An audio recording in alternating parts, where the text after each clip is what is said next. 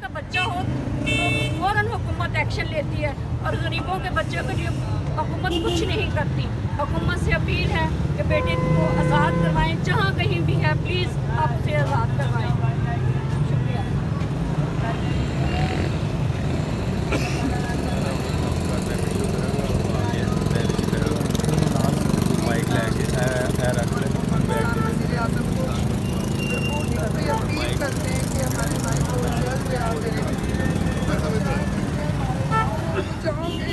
आप हमारी हेल्प करें प्लीज़। हमारी रिक्वेस्ट है कि आप उसको बाजियाब करवाएं।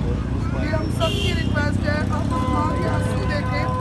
एक माँ अपने बेटे की जुदाई कब तक बर्दाश्त करे। प्लीज़ हुकूमत पाकिस्तान 11 साल से लापता है सिक्स को इंसाफ दो, इंसाफ दो।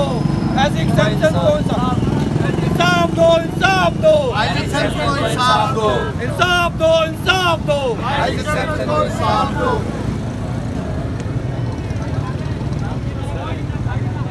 इन्हें बाजियाब कराया जाए या जो भी इनके साथ वाक़या हुआ ये हमें पता चलना चाहिए, क्योंकि आप हमेशा अक़लियतों की बात करते हैं, अक़लियतों के साथ खड़े होते हैं।